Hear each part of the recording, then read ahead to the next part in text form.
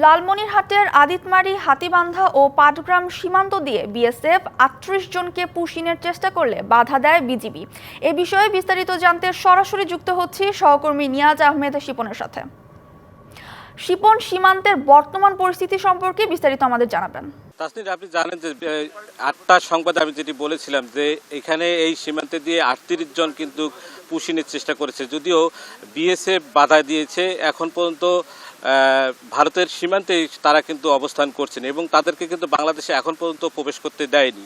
আর BGB এখন পর্যন্ত শক্ত অবস্থানে আছে। আর পাশাপাশি ভারতীয় বিএসএফ যারা আছে তারা কিন্তু এই বাংলাদেশের সীমান্তের দিকে বন্দুক তাক করে আছেন। এ কারণে এখানকার যারা স্থানীয় আছে তারা কিন্তু অনেকটাই উত্তেজিত আছে।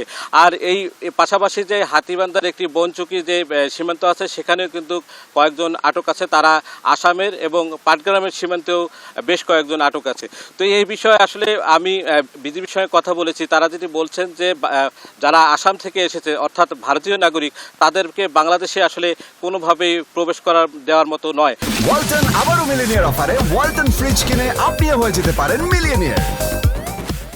আর ভারতীয় বিএসএফ এর সঙ্গে তারা কিন্তু যোগাযোগ করার চেষ্টা করছে যে পতাকা বৈঠকের মাধ্যমে সীমান্তে তারা যেহেতু ভারতীয় নাগরিক তাদেরকে ফেরত নেওয়ার জন্য চেষ্টা করা হচ্ছে, কিন্তু ভারতীয় বিএসএফ কিন্তু এখন পর্যন্ত সাড়া দেয়নি। তো আমি এখানকার যিনি ইউপি সদস্য আছেন তার কাছে আসলে জানতে চাবো যে ভোর থেকে তো আপনারা এখানে অবস্থান করছেন, এখন পর্যন্ত আসলে এই সীমান্তের অবস্থা আসলে সর্বশেষ কি, আপনার কাছে কি তথ্য আছে?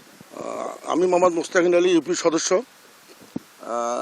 দুর্গাপুর সীমান্ত 924 মেইন পিলারের 9 সাব পিলার 27/5/2025 তারিখে অনুমানিক রাত 2:02 সময় ভারতীয় 13 জন মোট সর্বমোট পুরুষ ও মহিলা এবং ছোটো বাচ্চা সহ পুশ অ্যান্ড পুশ ব্যাক করার সময় দুর্গাপুর সীমান্ত বাহিনীর দলগত দল আটক দেয়। আটক দেওয়ার পর আমরা এলাকাবাসী জানতে পাই এবং স্থানীয় মসজিদ দ্বারায় মাইকিং করি। মাইকিং করার পর এখানকে বর্তমান হাজার হাজার জনগণ এবং স্থানীয় গণ্যমান্য ব্যক্তি, আমি ইউপি সদস্য এবং আমার ইউনিভার্সিটির মেম্বার, গ্রাম পুলিশ, বিটিপি সহ বর্ডার গার্ড সহ আপাতত আমরা এখানে মানে ইনি যেটা বলছেন যে আসলে এই সীমান্তে তারা শক্ত অবস্থানে আছে এবং কোনোভাবে ভারতীয় নাগরিককে বাংলাদেশে প্রবেশ করতে দিবে না। তা আমি এখন এই মুহূর্তে যেখানে আছি সেটি হলো লালমনিরহাটের আদিতমারি উপজেলার দুর্গাপুর সীমান্তে। তো এই ছিল আমার হাতে সর্বশেষ।